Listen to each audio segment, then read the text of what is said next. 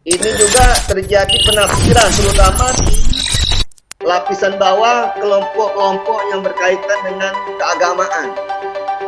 Masyarakat di bawah, terutama masjid-masjid yang tadi beberapa tempat tidak melakukan pertemuan itu, hal-hal yang wajib, mereka mengatakan wah ini kan bisa juga karena berkaitan dengan ini sudah dibuka oleh pemerintah, sehingga kita berdosa kalau kita tidak melakukan kegiatan-kegiatan keagamaan sesuai dengan anjuran.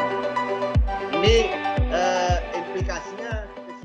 Jangan lupa subscribe dan nyalakan loncengnya agar tidak ketinggalan info terbaru dari Davina News.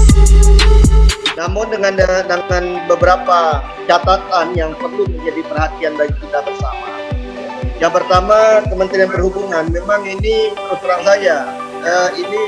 Saya minta dari Kementerian Perhubungan ini memberikan suatu penjelasan yang rinci di media terutama, karena tadi pagi saja saya baca di situ termuat bahwa Kementerian Perhubungan akan mengizinkan para pemudik pulang ke kampung halaman. Nah, ini tentu membuat suatu hal yang menjadi opini, sehingga beberapa kepala daerah tadi ada juga yang menghubungi saya, wah ini kami harus siap-siap untuk memperbanyak tempat penampungan untuk karantina. Ini kerja baru lagi nih Pak. Memang betul lihat di medsos itu ada seperti itu. Tapi setelah ada penjelasan dari Pak Menteri tadi, saya kira ini suatu hal yang perlu kita dukung bersama. Namun dengan demikian, tentu tadi yang dikecualikan pejabat-pejabat negara itu kami sepakat. Cuma harus jelas Pak, di pemerintahan daerah sekarang ini para gubernur itu sudah mempersiapkan karantina di bandara. Jadi sesuai dengan SOP-nya itu, setiap yang datang akan diisolasi selama 14 hari tanpa terkecuali. Nah ini harus jelas kalau memang itu juga, sehingga juga regulasi di bawah itu kita supaya nanti tahu tugas itu oleh kepala daerah di daerah tertentu diisolasi. Nah, saya kira ini harus jelas. Yang kedua juga harus jelas berkaitan dengan masalah aturan bisnis. Nah, di situ kan Pak Menteri pernah membuat statement khusus untuk pebisnis, diberikan juga keleluasaan untuk melakukan perjalanan.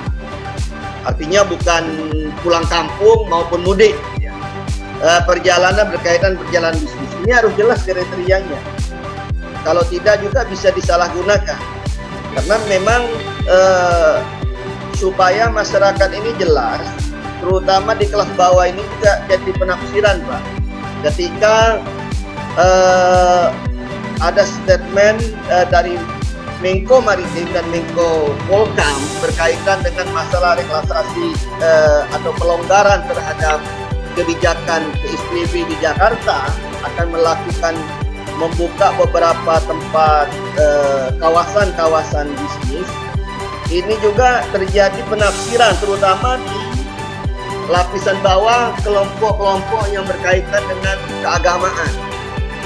Masyarakat di bawah, terutama masjid-masjid yang tadi beberapa tempat tidak melakukan pertemuan itu, hal-hal yang wajib, mereka mengatakan wah ini kan bisa juga karena berkaitan dengan ini sudah dibuka oleh pemerintah, sehingga kita berdosa kalau kita tidak melakukan kegiatan-kegiatan keagamaan sesuai dengan anjuran. Ini implikasinya ke situ. Yang kedua juga saya minta karena ini ada kaitan dengan Kementerian Perhubungan,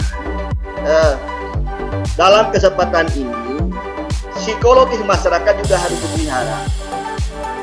Karena statement-statement berkaitan dengan tenaga kerja asing ini masih diberikan kesempatan untuk datang.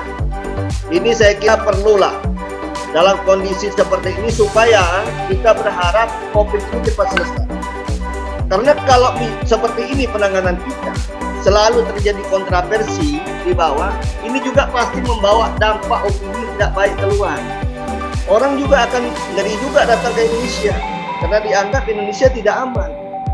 Siapa yang berani? Saya kira tidak ada yang berani juga akan datang ke di daerah itu terjadi suatu hal-hal yang tidak aman. Artinya virus corona ini tetap masih terjadi penyebaran. Karena saya lihat kemarin itu ada peningkatan positif terhadap tren tren peningkatan positif, walaupun dari sisi yang meninggal maupun sembuh cukup mengembirakan.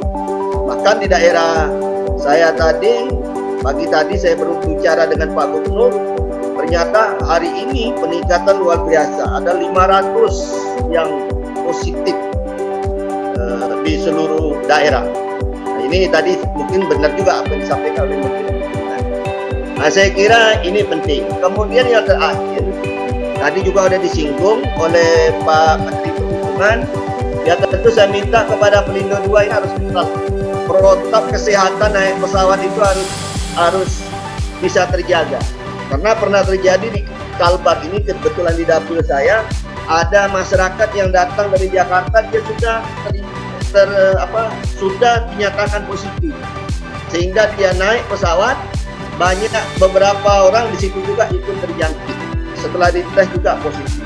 Nah, ini memang perlu saya kira perlu menjadi perhatian bagi kita bersama, karena memang waktu saya sebulan yang lalu naik pesawat itu ke Kalbar, saya lihat memang agak lemah, agak sedikit tidak terlalu ketat ya pemeriksaannya di dalam. Nah, ini tolong menjadi perhatian kita bersama berkaitan dengan ini. Tentu kita berharap bahwa COVID ini cepat selesai, bagaimana penanganan ini betul-betul dapat dilaksanakan dengan baik, sehingga tidak ada terjadi kontroversi antara kementerian satu yang dengan yang lainnya.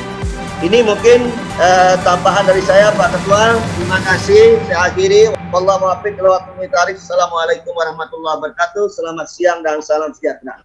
Ketua.